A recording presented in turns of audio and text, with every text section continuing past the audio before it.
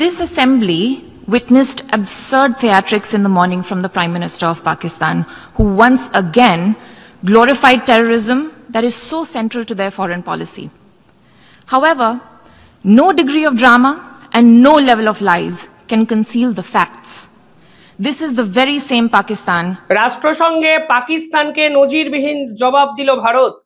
কালকে পাকিস্তানের prime minister Shahbaz শরীফ তিনি কিছু দাবি করেন ভারতের এই অপারেশন সিন্দুরকে নিয়ে।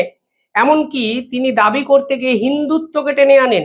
হিন্দুত্ব নাকি গ্লোবাল থ্রেট, সেই থ্রেট শুধুমাত্র পাকিস্তানের জন্য বলবৎ হয় সেটা নয়, এমন অবাস্তব অসংখ্য কথাবার্তা কালকে পাকিস্তানের প্রধানমন্ত্রী ইউনাইটেড নেশন জেনারেল অ্যাসেম্বলিতে বলেন, যার আজকে পাল্টা ভারতের পক্ষ থেকে দেওয়া হয়েছে। আজকে কিন্তু ভারতের বিদেশ মন্ত্রী ডক্টর জয়শঙ্করও তার নিজস্ব ভাষণ কিন্তু দেবেন আন্তর্জাতিক স্তরে। সব মিলিয়ে কালকে রাষ্ট্রসংঘে যে নজিরবিহীন বাকযুদ্ধ এবং সংঘাত আন্তর্জাতিক স্তরে দেখলো, তা কিন্তু এক কথায় ঐতিহাসিকও বটে।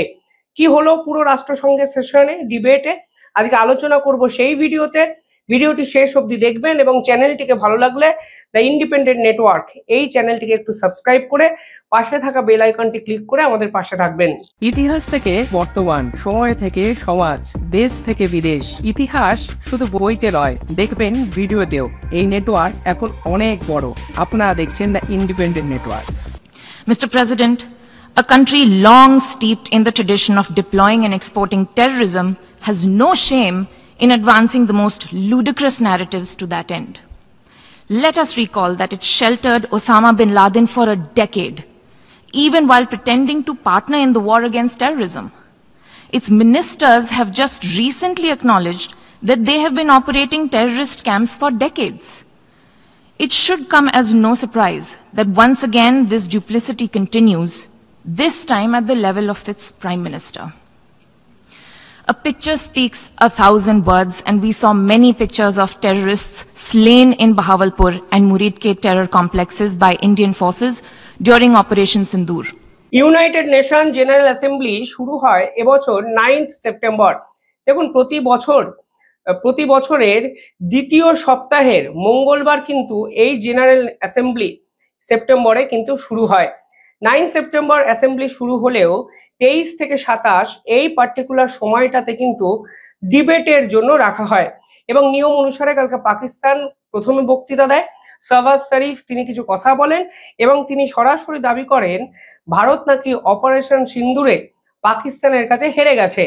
মানে তার দাবিটা এতটাই অবাস্তব মনে হয়, মাঝে মধ্যে মনে হয় 1965, 1971 যেভাবে ভারত পাকিস্তানের কাছে হেরেছে, ঠিক একইভাবে 2025 দাঁড়িয়েও নাকি অপারেশন সিন্দুরে পাকিস্তানের কাছে ভারত হেরে গেছে।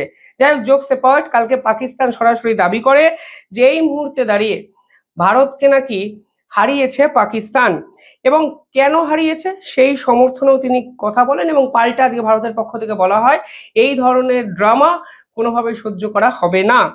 কালকে পাকিস্তানের প্রাইম মিনিস্টারের স্পিচে কিছু গুরুত্বপূর্ণ কথা কিন্তু বলা হয়।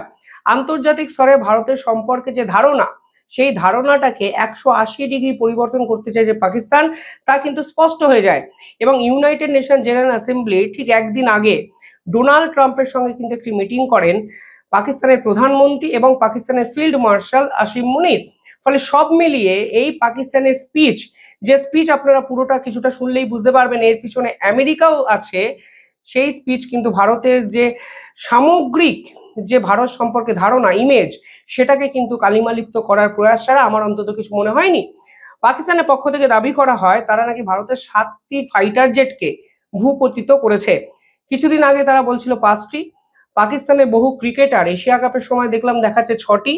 এখন পাকিস্তানের প্রধানমন্ত্রী বলছেন 7টি ফাইটার জেটকে নাকি তারা ভূপতিত করেছে।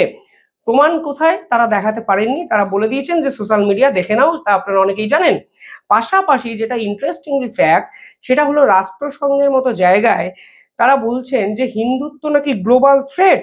এখানে তিনি যে লাইনটি ব্যবহার করেছেন সেখানে বলা হচ্ছে এক্সট্রিমিস্ট হিন্দুত্ব, এই যে আইডিওলজি, এই ideology is a dangerous not only to Pakistan but a global threat. অর্থাৎ এই হিন্দুত্ববাদী চিন্তাধারা শুধুমাত্র পাকিস্তানের জন্য বিপজ্জনক নয়, তা নাকি আন্তর্জাতিক স্তরের জন্য নাকি বিপজ্জনক। আমি জানি না এই ধরনের কথাবার্তা রাষ্ট্রসংঘে বলা যায় কিনা, আমি এক্স্যাক্ট রাষ্ট্রসংঘের কনস্টিটিউশনে কি বলা যায় কি বলা যায় না আমি এই নিয়ে পড়াশোনা করে একটি ভিডিও আপনাদের সামনে নিয়ে আসবো। কিন্তু কোনো নির্দিষ্ট ধর্মকে টার্গেট করে একটি দেশ এই রকম কথাবার্তা বলবে আন্তর্জাতিক স্তরের 190টি দেশের সামনে, তা পরিষ্কার বোঝা যাচ্ছে ভারতের ইমেজ সংক্রান্ত বিষয়ে একটি কালিমালিপ্ত করার প্রয়াস কিন্তু আন্তর্জাতিক স্তর শুরু করে দিয়েছে এবং সেটাতে পাকিস্তানকে কাজে লাগানো হচ্ছে, তা পরিষ্কার। পাশাপাশি তিনি ডোনাল্ড ট্রাম্পকে সিজফায়ার করানোর জন্য ধন্যবাদ দেন, এটাই প্রেডিক্টেবল। আপনারা জানেন তার আগের দিন একটি মিটিং হয়েছে, আমি মিটিং এর ছবিও আপনাদের দেখাচ্ছি। একদিকে পাকিস্তানের প্রাইম মিনিস্টার, একদিকে পাকিস্তানের ফিল্ড মার্শাল আসিফ মুনির, এবং তিনি রাষ্ট্রসংঘের সমস্ত দেশের সামনে বসলে বলে দেন যে ডোনাল্ড ট্রাম্পকে নাকি নোবেল প্রাইজ দেওয়া উচিত।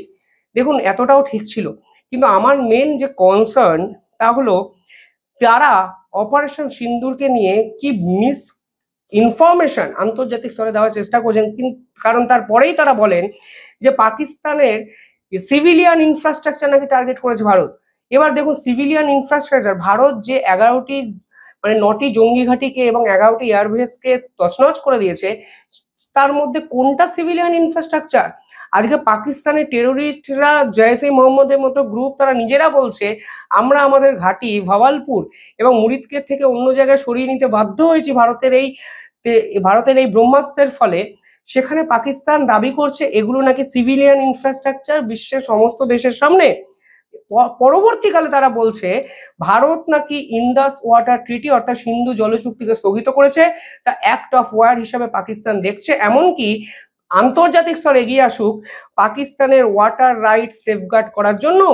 অর্থাৎ পরিষ্কার বোঝা যাচ্ছে বিশ্বের সমস্ত দেশকে পাকিস্তান আহ্বান করছে ভারতের বিপক্ষে পাকিস্তানকে লড়াইয়ে সঙ্গ দেওয়ার জন্য, যা কিন্তু প্রকান্তরে ভারতের বিপক্ষেই বিভিন্ন ধারণা তৈরি করার জন্য যথেষ্ট। পাশাপাশি আজকে ভারতের পক্ষ থেকে রিপ্লাই দেওয়া হয়, যে রিপ্লাই দেওয়া হয়েছে আমার মনে হয় পাকিস্তানের যদি মান সম্মান কিছুটা অবশিষ্ট থাকে এরপর অন্তত তারা আর ভারত বিরোধী এই ধরনের কথাবার্তা আন্তর্জাতিক স্তরে 190টা দেশের এই ইউনাইটেড নেশন জেনারেল অ্যাসেম্বলির মতো জায়গায় বলার সাহসটুকু পাবে না। আজকে ভারতের পক্ষ থেকে কথা বলেন পিটার ঘালত, তিনি হলেন ভারতের first secretary permanent mission of ইন্ডিয়ার, তিনি রাষ্ট্রসংঘে ভারতকে রিপ্রেজেন্ট করেছেন। তিনি প্রথমেই বলেন পাকিস্তানের প্রাইম মিনিস্টারের এই 25 মিনিটের যে স্পিচ তা হলো অ্যাবসার্ড থিয়েটার, অর্থাৎ নাটক, অ্যাবসার্ড নাটক, এবং যেভাবে তিনি কথাবার্তা বলেছেন তাতে মনে হয়েছে তিনি গ্লোরিফাই করছেন টেরোরিজমকে। এবং পরবর্তীকালে পাকিস্তানের সঙ্গে যে টেরোরিস্ট যোগ তা কিন্তু ভারতের পক্ষ থেকে স্পষ্ট করে দেওয়া হয়। মনে রাখবেন লাদেন দিনের পর দিন নাকি পাকিস্তানে ছিল, শেষ অবস্থায় লাদেনকে পাওয়া যায় পাকিস্তান থেকে, এবং লাদেনের অ্যাবোটাবাদে যে বাড়িতে লাদেন ছিলেন দীর্ঘদিন ধরে 8 বছর ধরে, তার 100 মিটার দূরে ছিল পাকিস্তানের আর্মির বেস ক্যাম্প। আজকে ভারতের পক্ষ থেকে পরিষ্কার বলা হয়, পাল্টা ভারতের পক্ষ থেকে বলা হয় এই যে পেহেলগাম হত্যাকাণ্ডে যে সংগঠনের নাম জড়িয়ে গেছে টিআরএফ, দ্য রেজিস্ট্যান্স ফোর্স, তাদের যখন ব্যান করার কথা বলা হয়েছিল ইউনাইটেড নেশন সিকিউরিটি কাউন্সিলে, তখন পাকিস্তান কেন বিরোধিতা করেছিল? পাকিস্তানের তো টিআরএফ এর সঙ্গে কোনো সম্পর্ক নেই। টিআরএফ যদি জঙ্গি সংগঠন হিসাবে নিজেদেরকে ওই জায়গায় নিয়ে যায় এবং ভারত যদি তাদেরকে ব্যান করে, নিষিদ্ধ ঘোষণা করে, তাহলে পাকিস্তানের অসুবিধা হওয়ার কিছু নেই। কিন্তু টিআরএফ কে কেন প্রকাশ্যে সমর্থন করেছিল পাকিস্তান? ভারতের পক্ষ থেকে পরিষ্কার প্রশ্ন তোলা হয়। এমনকি আরেকটা বিষয় হলো এই যে 7টি ফাইটার জেটের কথা বলা হয়েছে, ভারত সরাসরি বলেছে প্রমাণ কোথায়? আমরা স্যাটেলাইট ইমেজ দেখাচ্ছি। ফলে রাষ্ট্রসংঘে আজকে স্যাটেলাইট ইমেজ দেখে পরিষ্কার প্রমাণ করে দেওয়া হয়ে গেছে ভারতের পক্ষ থেকে যে আমরা পাকিস্তানে ঢুকেছি, পাকিস্তানের 11টি এয়ারবেসকে তছনছ করেছি, 9টা জঙ্গি ঘাঁটিকে উড়িয়ে দিয়েছি। এই প্রমাণ আমরা আজকে 190টা দেশের সামনে দিয়েছি এবং পাকিস্তানের অকাত পাকিস্তানকে আজকে বুঝিয়ে দেওয়া হয়ে গেছে ভারতের পক্ষ থেকে।